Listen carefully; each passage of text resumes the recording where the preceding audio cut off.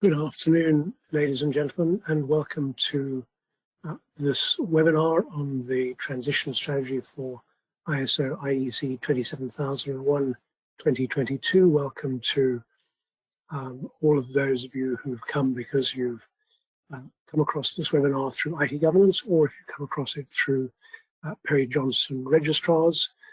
PJR, our organization with whom we've shared marketing activity, and glad to welcome you all to this webinar. I'm Alan Calder, I'm your host for this afternoon. I'm the Chief Executive of IT Governance. It's a business I set up approximately, now pushing about 20 years ago. And IT Governance is an organization which specializes in cyber defense in depth, providing organizations with the extensive mix of products and services that enable them to put in place an integrated range of the elements necessary for cyber defense in depth. I've written a bunch of books, I do webinars, I talk, I do all those kind of things, but most of my life is taken up with the day-to-day and long-term management of IT governance under the GRC International Group, which is now the parent company of IT governance. As a group, we are a collection of different organizations. The products and services are all integrated across the group, so that if you deal with GRCI law, our law business, you'll be able to buy data protection officer services, for instance, which will recognize the nature of ISO 27001 services from IT governance. So it's a broad-faced group with deep expertise. For most organizations, though, the relationship with the group is through IT governance. And in IT governance, we have, across the group, something pushing 200 employees. We've got about 12,000 clients across the 5 official continents of the world. And we specialize in governance, risk management, and compliance. We have a very comprehensive ISO 27001 products and service offering. I led the first organization that was certified to what became ISO 27001. So back in the late 1990s, what was a British standard, BS 7799.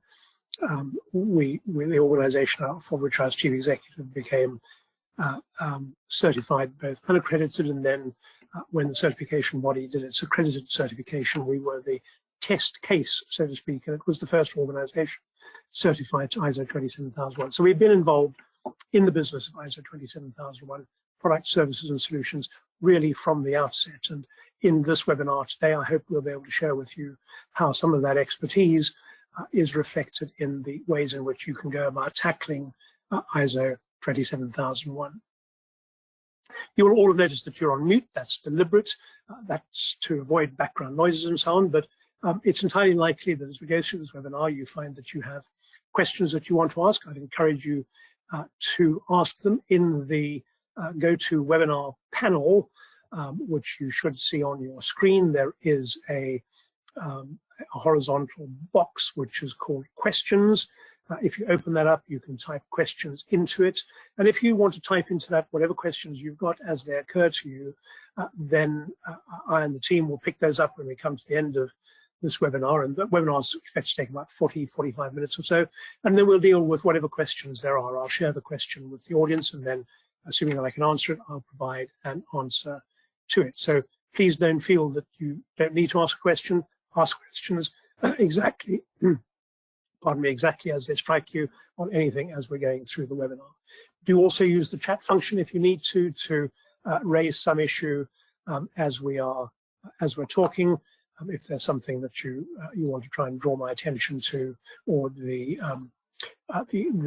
team's attention to, just grab the chat function, type a message in there. We're paying attention to it. So, IT governance, our expertise in ISO 27001 and the broad range of cybersecurity and data privacy products and services should help our organizations, our clients, towards peace of mind. The idea is you should be able to concentrate on what you're doing because we're concentrating on what we're doing.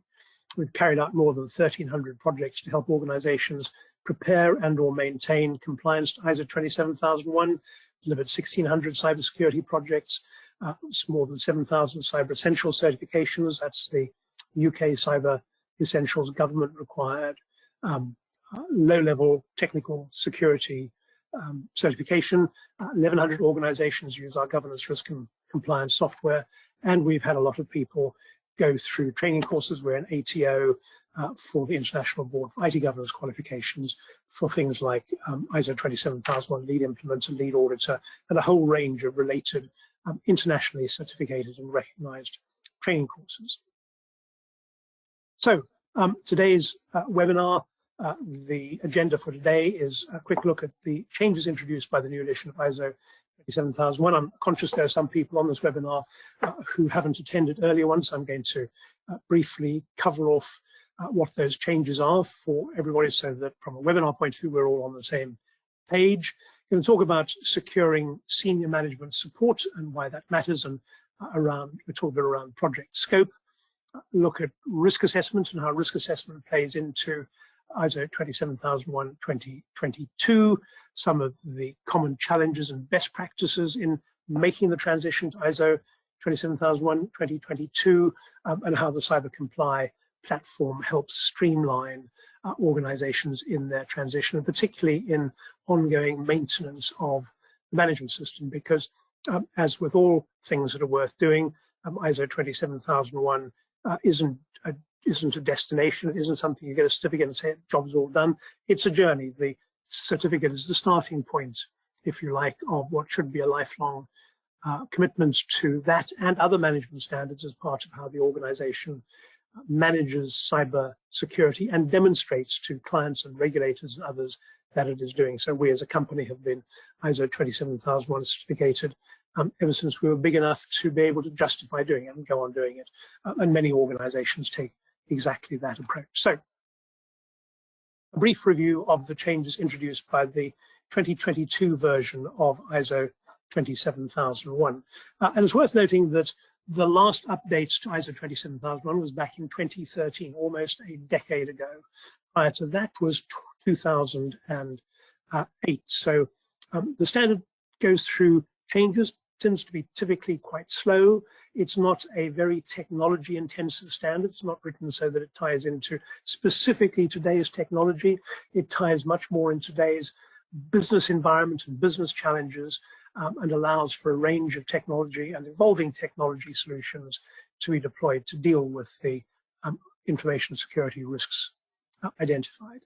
ISO 27001-2022 is a really useful step forward because it recognizes a number of major changes in the world of regulation and standards that have taken place since 2013, and is a much more useful, flexible a standard which is more easily integratable into other regulations and other standards, much easier to use. So the way in which international standards are developed through international standards bodies drawing on expertise across the world means that by the time it gets to be in a usable format, a released format, it captures an awful lot of internationally recognized good practice.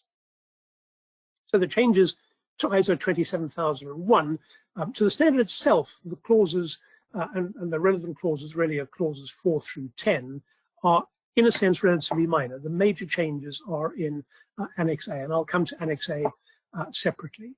So when you look at clauses 4 through 10, the changes are really all just relatively small improvements, making the standard much more usable. So context and scope, clause 4, the requirement is now to identify the relevant requirements of interested parties. It was just requirements, which meant that people would look at a customer and say, well, in my supply chain, I have customers who have this broad range of requirements. So how do I recognize requirements around ESG, for instance, or quality in my ISMS? So context now says relevant requirements. It's an information security standard. So you're only going to look at information security, cybersecurity requirements that need to be addressed through the ISMS.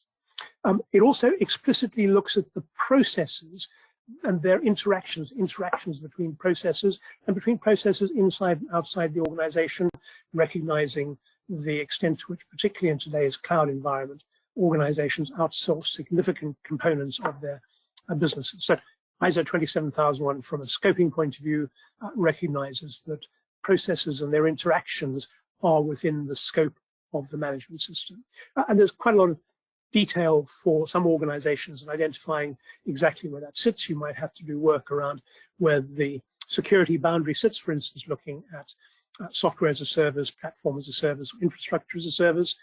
That's the kind of level of detail we're not going to go into today, but it's a kind of example of where in ISO 27001, in scoping the management system, it's important to understand how the processes on which you rely for the information that the organization uses in its day-to-day operations, how that's built into the scope of the management system. Planning, that's clause 6, talks about information security objectives and says that information security objectives now need to be made available as documented information, and progress, how you're going about managing them, needs to be monitored. There's also a new clause introduced around planning. Planning changes to the ISMS, and the clause in clause 6, initial clause, which essentially says if you're going to change the ISMS, you need to plan for how you're going to do it. So it's the plan, do, check, act concept, which sits at the heart of continuing improvement. And while PDCA is not a requirement specifically of ISO 27001, it's still the most commonly used continuing improvement framework. It's a logical way to think about dealing with the planning changes requirement. But whatever your continual improvement framework is, apply it to when you're changing the ISMS, when you are extending the scope, when you're adding new sets of controls, when you are adding additional processes. All of those should be planned. Carry out the plan, check it's doing the result, doing what you expected it to do. If it's not, make changes, ensure that it will, and then plan to check out. Clause 7 looks at requirements around support, and the requirements here really are, rather than going on from defining who will communicate and the processes affecting communication, just says you need to define how to communicate. And that makes it a little bit more flexible for organizations who might have an internal comms team, might use marketing. You don't need to define the communication processes if you outsource comms, or if there's a separate team that does it. You just need to determine how communications are going to be done. So again, that's a simplification in clause 7. Clause 8, operations clause, is typically the heaviest clause in ISO 27001 because it's the one that deals with implementing the controls. So clause 6 looks at planning, how you're going to do your risk assessment. Operation is you're going to do the risk assessment, how you're going to implement the controls that you select. And the requirements are both that you need criteria to for the processes to implement the actions identified in clause 6. How will you determine what the right processes are, and how will you control processes provided externally, processes, products, or services provided externally. And that recognizes that you might be depending on products, firewalls, which might be operated by somebody externally. There might be services, so your firewall might be a service firewall from a information security managed service provider, but you need to be clear about what it is that you're getting. It's not just processes, it could be some mix of externally provided products, processes, or services, and you need to identify them and identify the risks and therefore the appropriate controls to put in place in respect of those external elements. Clauses 9 and 10 to deal with performance and evaluation. So there's an added emphasis that methods to monitor, measure, analyze, and evaluate the effectiveness of the ISMS should produce comparable and reproducible results. The comparable and reproducible results has always been a clause tied to the risk assessment. The risk assessment is intended to produce, when you're looking at multiple different assets or similar risks, comparable and reproducible results. But the monitoring, measuring, analyzing, and evaluating the effectiveness of the ISMS should produce comparable and reproducible results from year to year, from month to month, across different parts of the organization. In other words, the monitoring results shouldn't be dependent on a particular individual's views as to whether things are working or not. How you monitor and measure should produce results, perhaps through a dashboard, but which are consistent and which enable management to get a proper understanding of how cybersecurity is operating across the organization as a whole. Management review, now that's a big clause 10 focus. is also now about considering changes in the needs and expectations of interested parties. So that's kind of where you'll go. The law has changed. We need to recognize that GDPR, or the recent Connecticut Cybersecurity Act, now requires X, Y, and Z to happen. Those are legal requirements. So we go back to our clause 4, requirements of interested parties. We change those. That feeds into our statement of applicability and affects the controls that we've got. So specific requirement to keep an eye on changes to the requirements of interested parties and to build those into the management system. So relatively straightforward, practical, makes the management system much more fitted for the environment in which we all operate. Biggest changes, though, as I said, are in Annex A. And Annex A, as those of you who are used to ISO 27001 will know, is simply a list of controls. It's a list of control titles, and the control titles have ways reflected the titles of controls in ISO 27002. ISO 27002 was also updated in 2022. It was the set of controls was thoroughly overhauled, and Annex A now links specifically to ISO 27002 2022. And the changes in Annex A are as follow. First of all, the 114 controls that you may have got used to is now reduced to a total of 93. A number of controls have been merged, and a number of new controls have been added. I'll come to the new controls in a minute. But a number of controls merged because in practice it turns out that the requirements of several different controls you could simply put together in one control because it's one process, can work through effectively. More importantly, the controls have been grouped into themes rather than clauses. So there were 114 controls in 14 different clauses. There are now 93 controls, but in 4 themes. And the themes are useful because they enable you to look very quickly at which controls are appropriate to the area of the scope of your management system that you're dealing with. And the themes are organizational, technology, physical, and people. And if you think about cybersecurity as being typically 3 domains, people, process, and technology, you can think of these 4 themes as fitting absolutely into people, process, and technology. So your technology and physical controls are really the technology controls, because physical is dealing with the physical environment within which you've got your technology and people happening. Organizational controls is what are the processes that you put in place. People are how do you ensure that people are not the weakest link inside the organization. So a really helpful way for ISO 27002 to serve up a menu of controls from which you can select to deal with the risks that you identify. So you can say to yourself, is this a risk which is impacting the organization of information security, or is it impacting the technology environment in which we operate? Technology environment, let's go and have a look at the range of controls that there are in that theme. Then there's a number of completely new controls, and the new controls recognize and take account of the way in which the world of information security has changed over the last 9 years. So threat intelligence is a new control. Putting in place controls that look backward and deal with last year's threats is not really that, I mean, it's smarter than not doing it, but it's not as smart as putting in controls that are going to deal with tomorrow's threats before tomorrow's threats have got through your defenses. So threat intelligence is a control now available. Information security for use of cloud services, of course, huge digitization, huge migration to cloud, particularly accelerated by the COVID pandemic globally. So you need to be thinking about information security in respect of cloud services. And just by the way, there's a vast majority of organizations who've gone to cloud who think cloud's easy. It's not. They're not secure. Configuring a cloud environment takes a specific set of skills, and many organizations don't have that, which means that you have big exposure. So if you're in the cloud, if you have cloud services, there is an area that you need to be considering. ICT readiness for business continuity, in other words, recognizing explicitly the link between incident response and the readiness of the IT operation to deal with business continuity scenarios, to be able to ensure the organization gets its critical services back up to minimum level of performance within a given time frame.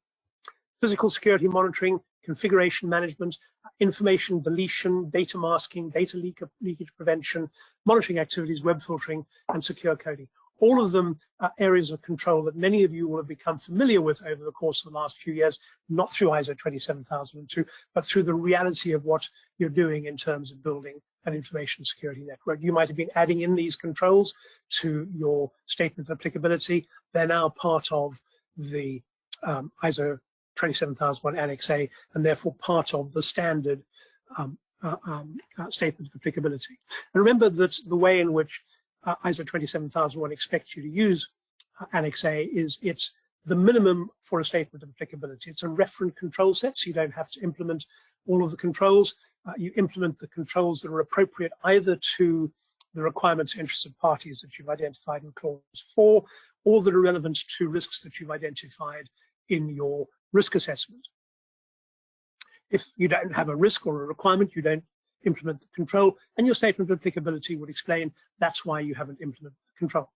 Because it's a referent control set, you could use a different control set as long as you map them to Annex A, and you could add controls to the ones in Annex A. So you could have not 93 controls, but 115 controls, because there are a number of additional controls that Annex A doesn't offer you that you think your business needs, and they're justified by requirements of interested parties or by the risk assessment. So much better, much more expanded, much more useful Annex A. But ISO 27002, and it's worthwhile just spending a bit of time on ISO 27002, has gone further than recognizing 4 themes. It's put for each of the control one or more of 5 attributes. And these are designed to make it easy for users to identify controls and link them to process owners, to types of risk, to cybersecurity concepts, to capabilities. And the 5 attributes are control types. So controls are designed to prevent a risk occurring, to detect it before it occurs or as it's occurring, and to correct it after it's happened. So controls sometimes can be all 3 are protective, detective, corrective. So a CCTV camera, for instance, could be preventive because people look and go, won't break in there. It's detective, it detects somebody's breaking in, flag is an alarm. It's corrective, it enables you to identify where the breach was so you can fix that later. It looks at which information security properties, confidentiality, integrity, availability, that control is designed to mitigate risks to. And CILA, as we all know, is at the heart of ISO 27001. Which cybersecurity concepts? Is it about identifying risks, protecting assets, detecting, responding, or recovering? Again, the kind of cybersecurity concepts are similar to control types, but a number of standards come at cybersecurity. So incident response processes, for instance, tend to look at incident response in a series of steps to go identify, protect, detect, respond, recover. But the controls, therefore, are designed so they can link into those kinds of processes. Operational capabilities. Many organizations have different teams who deal with governance or asset management. So again, putting an attribute to a control helps tag it to the team who might own that control inside the organization. And finally, security domains. ISO 27002 uses governance and ecosystem protection, defense resilience. We think of security domains as being the people, process, technology, but you know the logic of resilience of cyber defense in depth is nevertheless key. So you can think of how you attribute controls on the basis of how you're building a cyber defense in depth or cyber resilience business model. So really useful additional data available in ISO 27002 2022. Now, a couple of useful things that ISO 27002 does. In B2, it gives you the link between the existing 27002 2013 control set and the new control set. So it enables you to go, fine, this is my current, I currently have control 5.1.1 in place. What do I need to do by transitioning to Annex A of the new standard? Hey, it's easy. I go to 5.1 in the new Annex A. So that is a very easy way for you to manage your transition. You can just have a look. You don't have to work it out for yourself. They've done all the work for you. So that's really neat. The other thing that they do is give you the timetable. So when you're thinking about how do we make this transition, you kind of sometimes go, do we have to do this once? And the answer is you don't. So the reality is you've got 3 years from the date on which from the end of the month in which the updated standard was published. So ISO 27001 was published on the 25th of October, 2022. That means that if you have a current ISO 27001 certificated management system, you have to have transitioned to the 2022 standard by the end of October 2025. So you've got 3 years in which to do it. And in that transitionary period, the two standards effectively overlap. So while on the face of it, 27001 2013 is withdrawn, it's still in place. Organizations can continue to get certificated against 27001 2013. And that's logical because if you think about it, the day on which the new standard comes into force, certification bodies don't have a certification scheme in place. They don't have trained auditors. So the formal transition change timetable also says to accreditation bodies, you've got 6 months to work out what the transition timetable looks like. It says to certification bodies, you've got to work with accreditation bodies.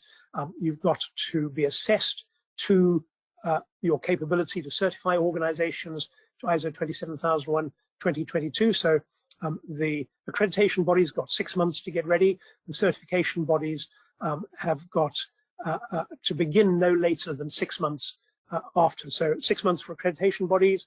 Within that 6 month period, certification bodies have got to start their transition, and they've got to have completed their transition within another 6 months, so 12 months from publication. So during all that period, you might have upcoming surveillance audits, you might have upcoming renewal audits. You can be surveilled, you can renew to ISO 27001 2013, absolutely no problem at all, because ISO 27001 2013 is still the standard.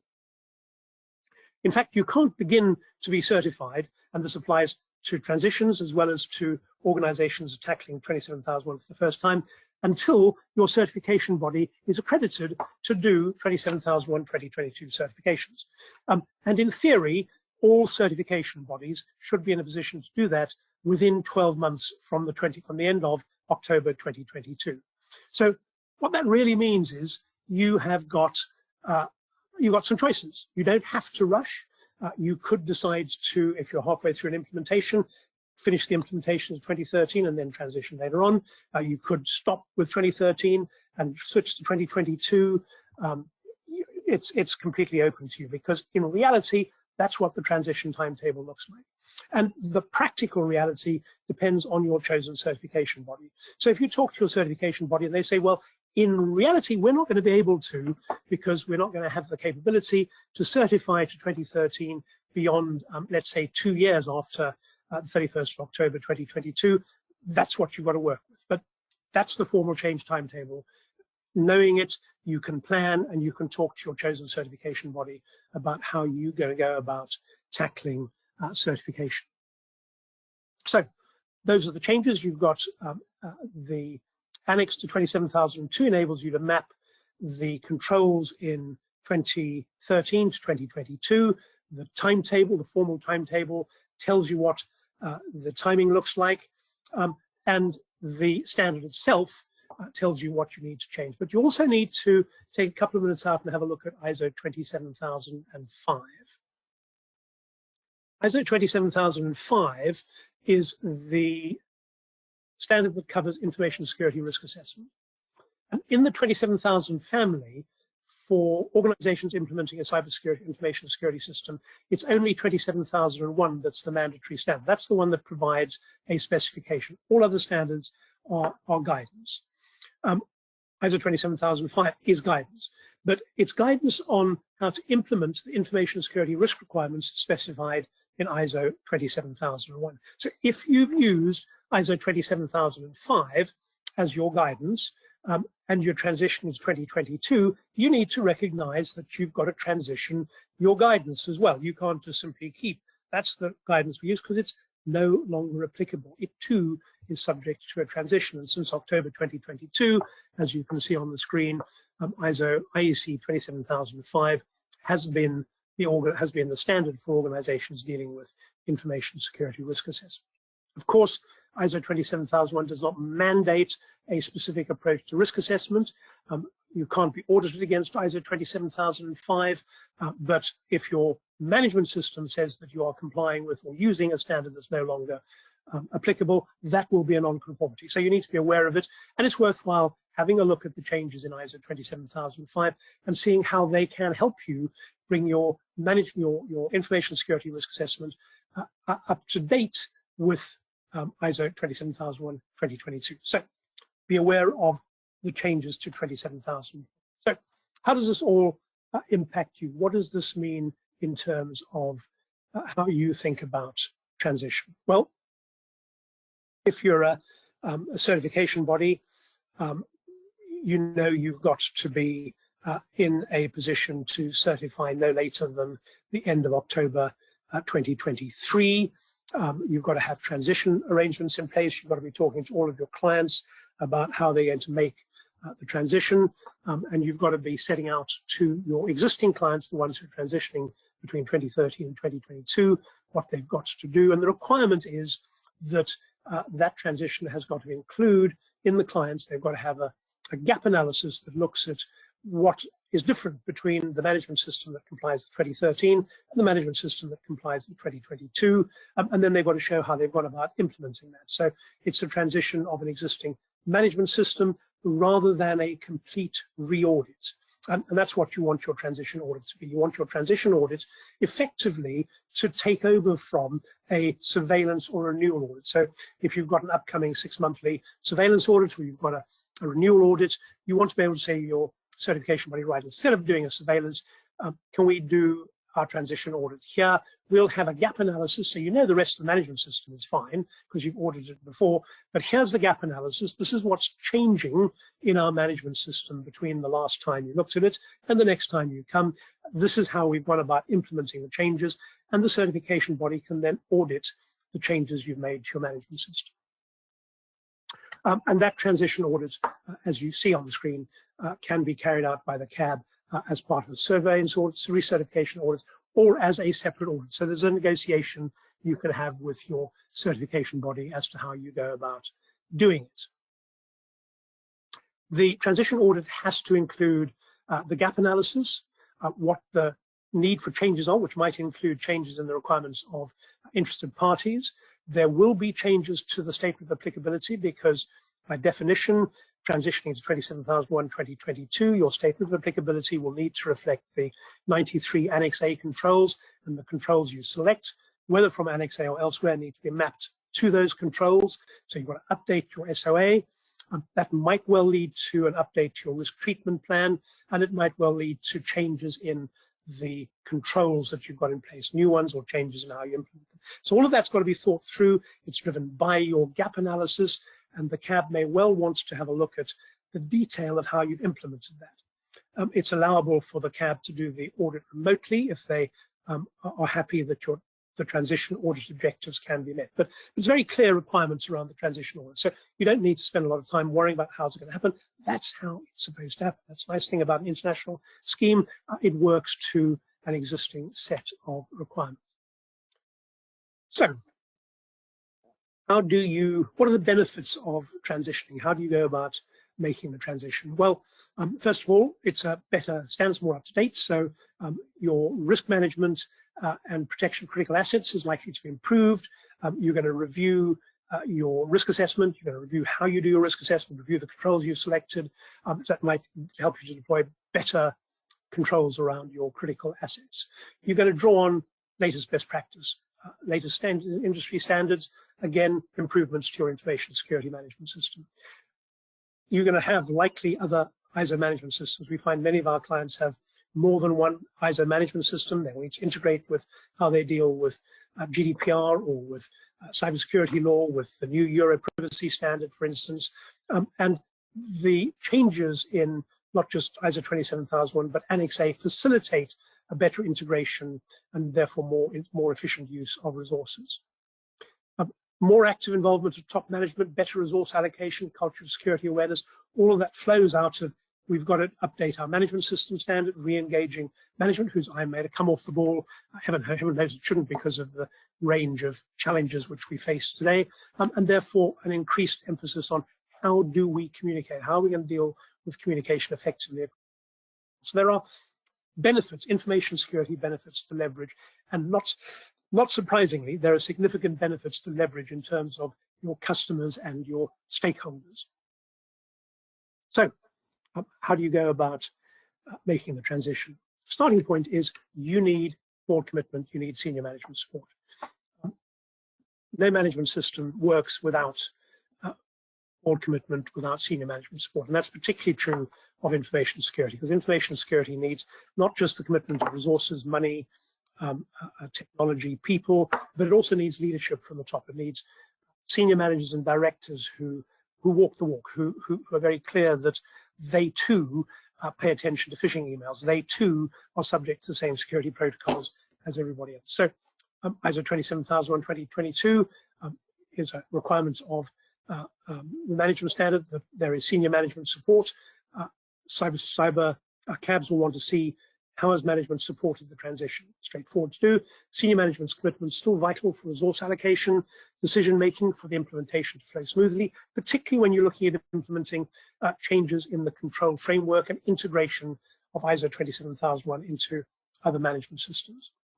The demonstration to customers and to stakeholders of the often early implementation of ISO 27001 2022 is a winning step. Many organizations are able to go to their customers and say, we're the first organization in our sector, or in our region, or of this size to get 27001 2022. We're really on the cybersecurity, can win customers. There's more and more evidence that organizations with positive approaches to cybersecurity, where they use cybersecurity as part of how they position the business to customers, grow much more quickly than the ones who don't.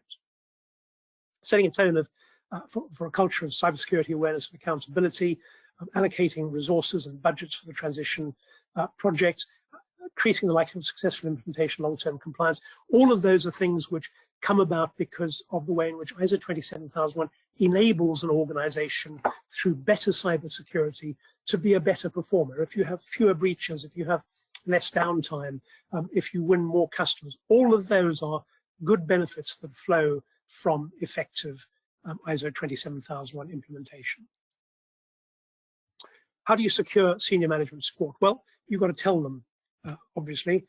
Those senior managers who are already involved will probably already know, but you need to talk through what are the major changes in 27001. How do we make sure we get the benefits and business value? How are we going to exploit that to our customers?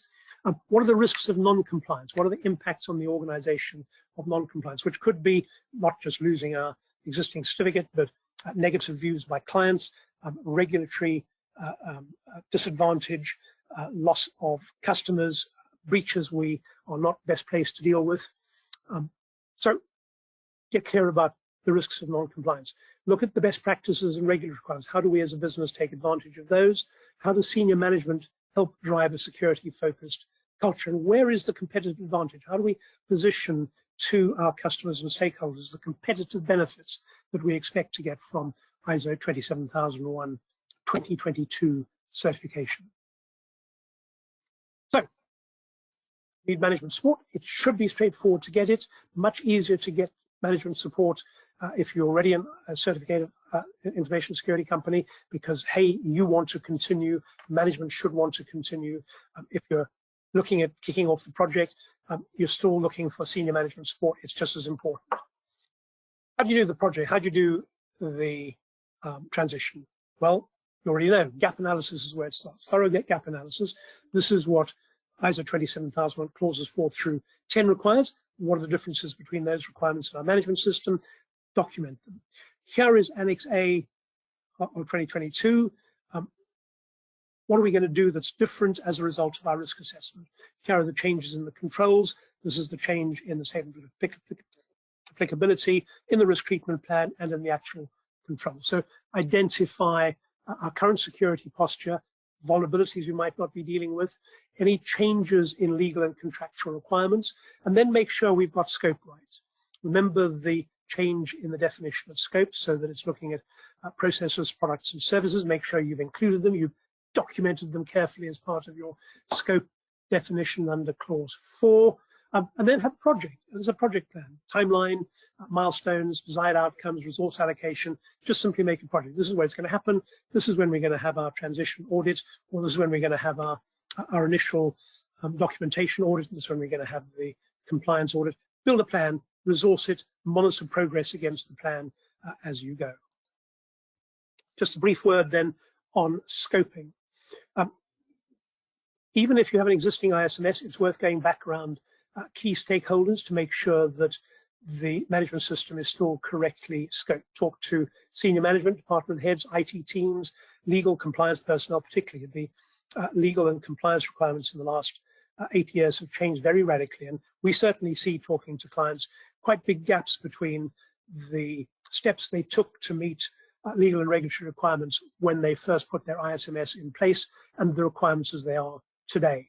You're going to want to be able to demonstrate when you do your transition audit that you've dealt with that requirement, that you've updated your legal and regulatory requirements identification. So involve key stakeholders, collaborate with stakeholders to gather input, particularly around the supply chain, around outsourced services, address concerns that they may have, make sure you get buy-in, again, particularly where you've got outsourced services. You need to know that they are upfront, they're going to deliver the level of security that your management system requires. Leverage their expertise to identify critical asset systems and processes that require protection. And again, many organizations in the last 2, 3, 4 years have added assets, changed processes, haven't necessarily captured that in their information security management system. So this is a really good opportunity to update the management system, make sure scope is right, make sure it's really fit for purpose for the future. Scope your project, make sure that what you're doing is up to date, make sure your gap assessment is comprehensive, and that puts you in the right place to tackle your transition to 27001 2022. So strategies for managing risk effectively.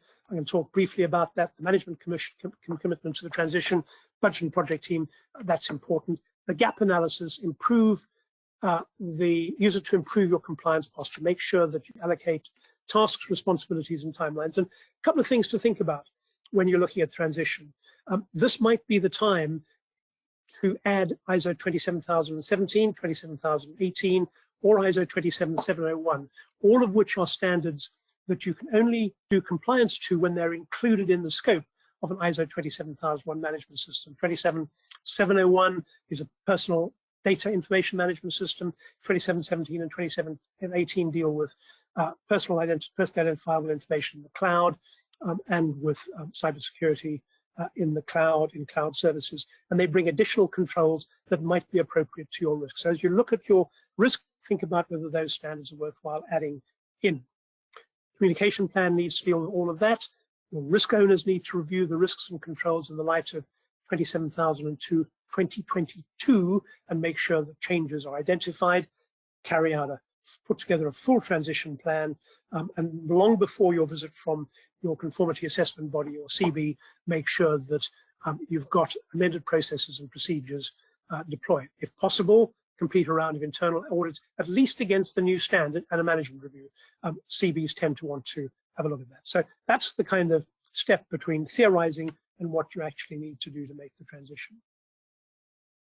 Risk assessments are a critical component in your transition process. So review your risk assessment methodology. If you're doing 27001 for the first time, make sure you've got an established risk assessment methodology that's clear, preferably aligns with ISO 27005, because that's a widely understood risk assessment methodology. Working in your business, working outside, everybody understands the methodology. Combine best practices into it, refine, identify, and classify valuable assets. Look at threats and vulnerabilities that relates to those assets specifically. Assess likelihood and impact of a threat exploiting a vulnerability in relation to an asset. So that's all a risk is. It's a likely exploitation by a threat of a vulnerability that will have an impact on an asset. If you haven't got those things, you don't have a risk. And once you've done that, you can evaluate the risk. It's worthwhile going through that process, making sure that you've got a risk assessment that genuinely works. Because when you're looking at deploying the new requirements around monitoring reproducible and comparable results from clause 9, you want to be able to look at a risk assessment which does exactly that for you.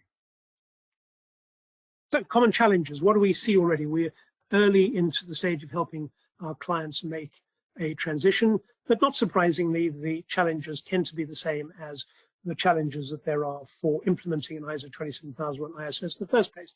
Lack of senior management support, number one. How do you get everybody in the business to change their behavior if management doesn't change it? So you need management support. You need to get it early on. You need to get it visible, part of your comms, part of everything that's going on. It's just as important for the transition as it is for a new implementation. Second challenge, insufficient resources. Hey, we've done ISO 27002 and 21 before. Why do we need to do it again? This is boring. Do you have resistance to change? You've got to overcome that. Senior management helps. You need new resources because you have new controls going in place. You need to identify what they are. Your gap analysis and your threat analysis needs to justify very clearly why you need those. So you've got to deal with insufficient resources, insufficient expertise, training, put people on ISO 27001 transition training courses or ISO 27001 2022 training courses, and then manage the project scope. Make sure it doesn't drag on and pull in a whole lot of things that shouldn't be there. So absolutely typical challenges that go with implementing a 27001 ISMS, we're already finding being typical to helping our clients manage the transition. So the best practices, they're kind of, I'm just repeating what I've already said. Senior management support, develop a project plan, carry out a gap analysis, engage people at all levels inside the business, particularly the risk owners, document changes to your policies and procedures, make sure your risk management process is up to date and links to the controls that you're selecting, and make sure your continual improvement process is monitoring the risks in a way that enables you to identify reproducible and comparable changes. And CyberComply is a platform which is designed to help you do exactly that. So CyberComply is simply an ISO 27001 GDPR platform. It's got an automated risk assessment tool, which has been, it's 15 odd years old. It's well developed. It does a really good job. It's in line with ISO 27005. It generates documents, statement of applicability, risk treatment plan, all that's automated. So if you already use CyberComply, it's very easy to manage your transition. If you don't, well, ISO 27001 will change in future, and ISO using a platform like CyberComply kind of makes it easy to do that because changes get fed through from the center automatically. It's a cloud-based platform. It means that maintenance of your management system is really easy. It's there, everybody can access it. It integrates GDPR requirements. It integrates a broad range of legal requirements into your clause 4 mapping, and it maps your ISO 27001 Annex A controls to a wide range of other third-party standards. So when somebody says you need to comply with the CIS 18 or the GDPR control set or a NIST control set, they're already in CyberComply. You can simply run a mapping. It'll tell you what changes you need to make to your documentation and your implementation to put them. So it makes it simple. It's got a streamlined incident management tracking and collaboration tool. So within the context of business continuity and ICT readiness, managing incidents, it's built into the platform. You can deal with incident logging, stakeholder notification with a real-time dashboard, not only for incident management, but also for looking at information security. So you can find out more. We're sharing the slides with everybody after the webinar, so you can have a close look at CyberComply and see how that can help you automate and simplify management of ISO 27001. Modular platform, there's a number of key things that it does, including data flow mapping, mapping data security risks, helping reduce errors, do data protection impact assessments. As I said, the broad range of stuff that any organization, particularly in the UK and EU, where GDPR compliance is part of the whole environment for ISO 27001, it's all built into how you go about doing what you want to do. So that's the approach to transition. IT governance has a number of ways in which we can help you make it. We're a distributor for IEC, so you can buy online copies of the standards, not only those two, but all of the ISO 27000 family. You can buy them there, PDF, you can download them. if you have an existing ISO 27001 transition, either an IBITGQ or an existing certificate from any other training body, you can take a one-day transition course, do the transition exam, get an updated 3-year valid ISO 27001 2022 certificate for lead implementers and auditors and risk assessors. You can do, off the bat, an ISO 27001 lead implementer training course. You can have us come and do the job for you. We've got a fast track project offering for small companies, fast track 20 for large companies, where we basically come and do all the work for you. Talk to us, we can put together a price for you about how we can do that. So there's a bunch of ways we can help our clients do what they need to do. And ladies and gentlemen, that brings me to roughly where I expect it to be. And I'm very happy to take questions now from anybody on any aspects that we've been talking about, or indeed anything else. And as I said, if you do have questions, the way to pose them is through the question function on your dashboard. You can just simply go in there and you can type in the question, and what I'll do is then answer the questions. So companies that are currently certified, I'll read the question out, so do get in there. Companies that are currently certified, it's 2013, must be updated to 2022 by October 2025 to maintain certification. Yes, that's exactly right. So what you'll get is a new certificate, because your certificate will show you compliant with ISO 27001 2022, and after October 2025, your existing 2013 certificate will simply cease to be valid. So that also means when you're looking at your supply chain, if a client after 2025 says, here's my certificate and says 2013, or you know that it's no longer valid. So you need to transition to compliance in order to get a new certificate demonstrating compliance with the new standard. What is the best method for documenting changes? The best method for documenting changes is, first of all, to do a gap analysis. And the gap analysis could be a gap analysis tool. It could be a simple document. It's just simply here are the requirements of ISO 27001 2022. This requires us to do this. So clause 6.3 requires us to have in place a documented process for managing changes. We don't currently have one.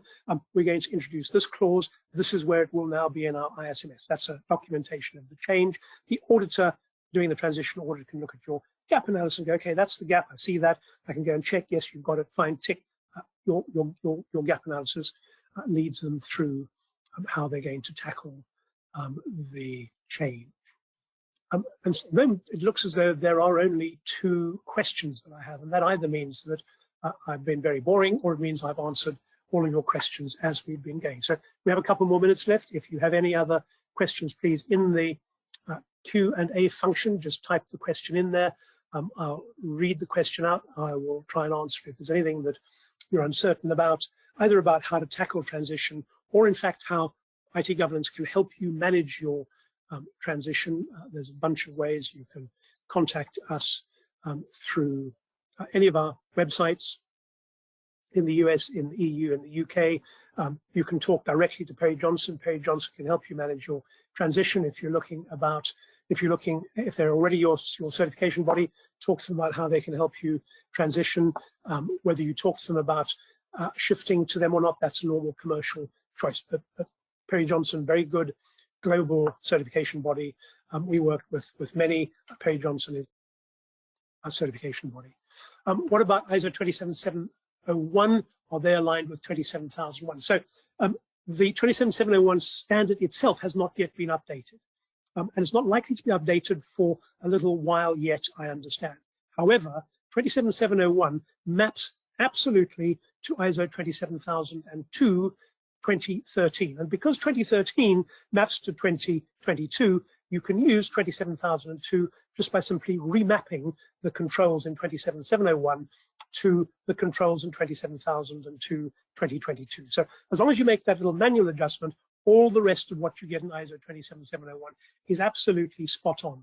It's perfectly useful for creating, within the context of your ISO 27001 management system, a personal data, personal information management system. Does CyberComply help with SOC 2 requirements? It doesn't yet, but CyberComply, it's got a very substantial roadmap. SOC 2 is quite close on the roadmap. It will not only help meet SOC 2 requirements, but it will enable organizations to gather, present data, enable auditors to log on, gather data. All of that will be built into the platform. Training courses in CyberComply only in English, when in French.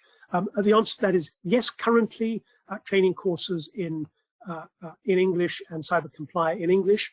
We're just looking for enough demand from people going, hey, can we have this in French, s'il vous plaît, aujourd'hui? And then we will get on that. So please don't just ask the question here, send the question directly into to IT governance in the EU. We have an EU business. Part of what we supply in the EU, we have a French subsite. So reply into servicecentral.itgovernance.eu. By all means in French, say you'd like to be able to access training courses in French, you'd like to be able to get at CyberComply in French, and everything that we get with AI these days that's built into our product roadmaps should enable us to proceed quite quickly with building out those options in languages such as French and others, German, and all of those. Ladies and gentlemen, any other questions that you would like to ask? Online training for ISO 27001 2022, but didn't get certified. If you didn't get certified, ISO 27001 implementation auditors ask you to get the transition. No, you don't need to get.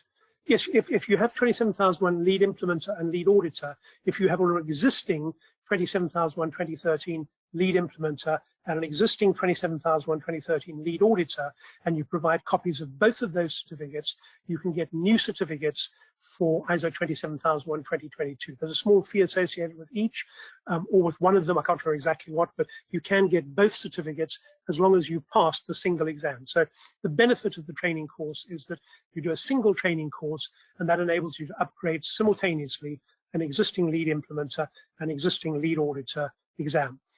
Qualification. If you don't have those existing qualifications, you need to do the whole course or the whole exam from scratch, because you've got to pass the whole exam. It's not just simply the transition exam. Hope that's helpful. We're just about to run out of time, so I've probably got time for one more question, ladies and gentlemen, if you want to fire it in to us.